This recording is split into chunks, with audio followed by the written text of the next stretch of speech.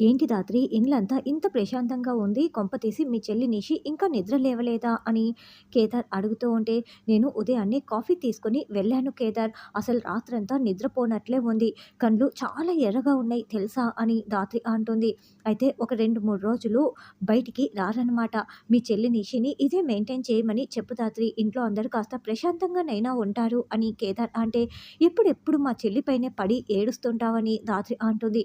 చూడు ధాత్రి, నేను ఏడుస్తున్నానా? నువ్వే నిజం చెప్పు అని కేదార్ ధాత్రి మాట్లాడుకుంటూ బయటికి వస్తారు. అప్పుడే చూసుకోకుండా పాపారాయుడికి కేదార్ డాష్ ఇచ్చేయటంతో అతని చేతిలో ఉన్న విషం బాటిల్ కింద పడిపోతుంది.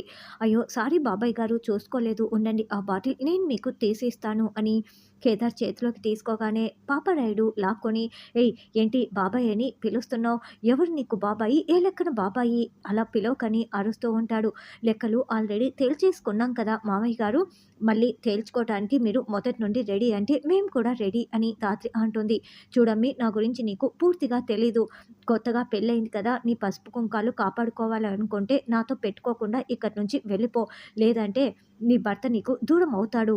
నీ పసుపు తాడు తెగిపోయిందన్న నింద నాకెందుకు అని పాపారాయుడు వార్నింగ్ ఇచ్చి వెళ్తుంటే, మీకు కూడా నా గురించి పూర్తిగా తెలీదు మామయ్య గారు.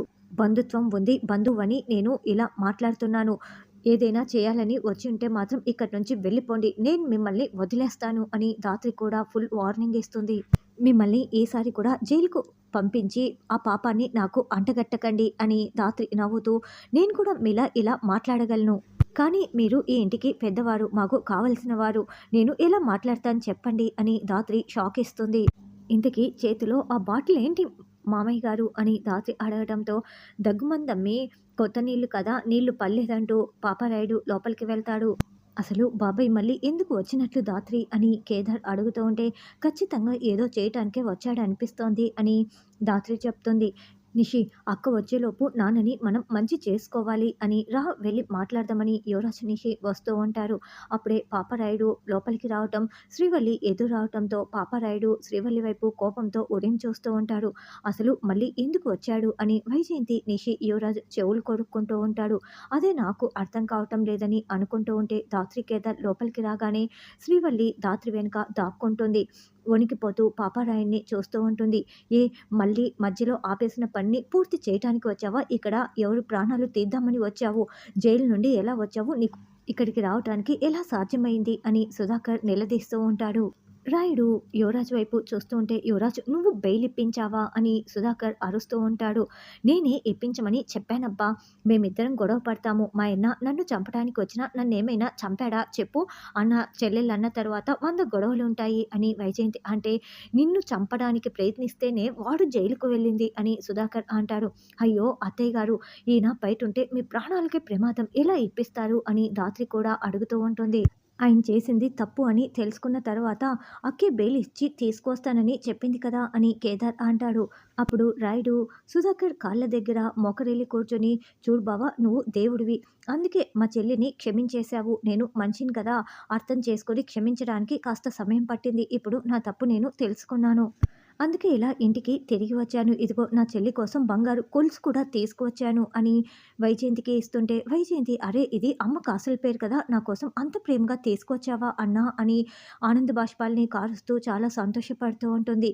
ఈ రోజుతో అన్ని లెక్కలు సరైపోతాయి అమ్మి, ఇంకెప్పుడు కూడా ఇలాంటి పరిస్థితి రాదులే అని రాయుడు అంటే, ఏమన్నారు మామయ్య గారు అని ధాత్రి అడుగుతూ ఉంటుంది. ఎంతైనా నేను పెద్ద తప్పు చేశానమ్మి, నన్ను క్షమించు అని రాయుడు చెప్తుంటే, ఏంటన్నా ఆ మాటలు, అలా మాట్లాడకు, రా లోపలికి వెళ్దాం అని వైజయంతి అంటే, అవును మావయ్య అని యువరాజ్ అంటాడు. ఒక్క నిమిషం ఆగండి మామయ్య గారు, అంటే మీరు చేసిన తప్పు తెలుసుకొని పశ్చాత్తాపంతోనే ఇక్కడికి వచ్చానని చెప్తున్నారా అని ధాత్రి మళ్ళీ అడుగుతూ ఉంటుంది. ఏందమ్మి ఆ మాటలు అని వైజయంతి అంటే, అంటే మీరు ఏ ఉద్దేశంతో, అదే వేరే ఉద్దేశంతో అయితే ఇక్కడికి రాలేదు కదా అని అడుగుతున్నాను అని ధాత్రి అంటుంది. ఏంటే పిచ్చి పిచ్చిగా అలాంటి మాటలు మాట్లాడుతున్నావు అని నిషి అంటే, క్లారిటీ కోసం అని కేదార్ అంటాడు. ఎందుకు మీరు ఇలా ప్రశ్నిస్తున్నారు, ఇంట్రాగేషన్ చేస్తున్నారు అని నిషి యువరాజ్ వైజయంతి అడ్డుపడుతూ ఉంటారు. అయినా సరే ఆయన గారి ప్యాకెట్‌లో ఏదో బాటిల్ ఉంది. అదేం బాటిలో అందరికీ చూపించమనండి అని ధాత్రి అంటుంది. చూపించాల్సిన అవసరం లేదు. నిరూపించుకోవాల్సిన అవసరం లేదు అని నిషి, వైజయంతి, యువరాజు మళ్ళీ అడ్డుపడుతూ ఉంటారు. "ఏంది బా నువ్వు చూస్తూ ఊరుకుంటున్నావు" అని వైజయంతి అంటే, "వాళ్ళేమి అనవసరపు మాటలు మాట్లాడడం లేదు కదే! ఈ ఇంటి క్షేమం కోసమే కదా మాట్లాడుతున్నారు. నీ ప్రాణం కోసం మాట్లాడుతూ ఉంటే నేనెలా అడ్డుపడతానే? ఇప్పటికే 2 సార్లు ఇతను నిన్ను చంపబోయాడు కదా!" అని సుధాకర్ అంటాడు. "బావ నువ్వు కూడా నన్ను అనుమానిస్తున్నావా?" అని రాయుడు అంటే, "అవును. నువ్వు 2 సార్లు నా భార్యను చంపబోయినప్పుడు నేను అనుమానించక ఇంకేం మాట్లాడాలి? ఇంతకు ముందైతే నువ్వంటే నాకు మంచి నమ్మకం ఉండేది" అని సుధాకర్ అంటాడు. "సరే ఇప్పుడు నా దగ్గరున్న బాటిల్‌ని చూపించాలి. అంతే కదా! ఇదిగో నాకు దగ్గుమందు కావాల్సుంటే నేను తెచ్చుకున్నాను. ఇదిగో వైజయంతి కావాలంటే చూడు" అని పేరు కనిపించకుండా చేతిలో పట్టుకొని చూపిస్తూ ఉంటాడు. "నో, నీ మీద నాకు నమ్మకం ఉంది నో. వీళ్ళంటే అలా మాట్లాడతారు. నేను గట్ల కాదు. నువ్వు రా అన్నో నీకు టిఫిన్ పెడతానని" వైజయంతి ఆ బాటిల్‌ని చూడకుండానే చెప్తూ పిలుస్తూ ఉంటుంది.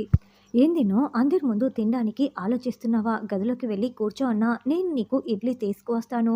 రేయ్ యువరాజు, మీ మావయ్యకి నేను మటను సంగటి చేసి పెడతాను. వెళ్లి తీసుకురా" అని వైజయంతి కిచెన్‌లోకి వెళ్తుంది. "ఏంటి మావయ్య గారు మీరు కూడా ఆయన మారిపోయి వచ్చారంటే నమ్ముతున్నారా?" అని ధాత్రి అంటే, "ఏమోనమ్మా నాకు నమ్మాలనిపించట్లేదు" అని సుధాకర్ అంటాడు. "ఖచ్చితంగా వైజయంతి అత్తయ్యని చంపటానికే వచ్చి ఉంటాడు కేదార్" అని ధాత్రి, కేదార్ మాట్లాడుకుంటూ ఉంటారు. "నేను అందరి ముందు నిన్ను ఎలా విషం కలిపి చంపాలనుకున్నాను. నువ్వే నన్ను గదిలోకి పంపించావు వైజయంతి. ఈరోజు నువ్వు చచ్చినట్లే" అని గదిలో కూర్చొని రాయుడు అనుకుంటూ ఉంటాడు. "అన్నో నిన్ను గదిలో కూర్చోపెట్టింది ఎందుకో తెలుసా?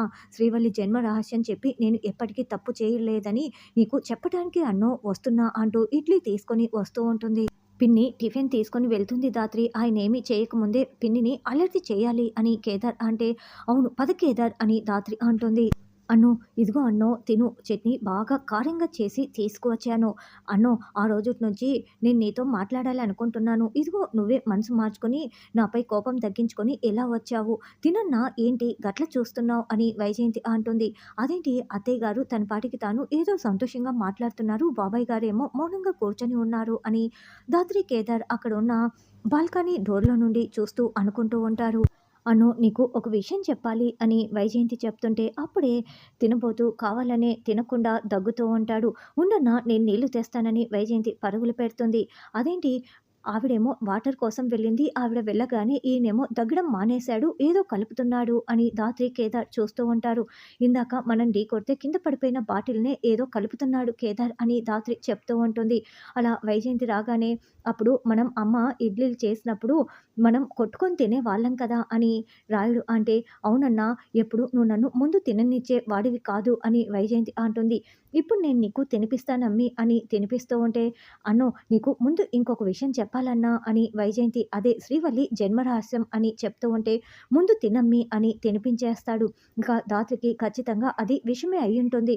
"మనం పద అత్తయ్య గారిని కాపాడాలి" అని ఇద్దరు పరుగులు పెడుతూ వస్తూ ఉంటే, అప్పటికే చాలా సార్లు తినిపించేసి ఉంటాడు. వైజయంతి గొంతు పట్టుకొని విలవిల్లాడిపోతూ ఉంటే, "ఏందమ్మీ గొంతు పట్టుకుందా నేను? నువ్వు తినే ఇడ్లీలో విషం కలిపాను" అని పాపారాయుడు చెప్పటంతో వైజయంతి షాకింగ్‌గా చూస్తూ వింటూ ఇక కుప్పకూలిపోతూ ఉంటుంది.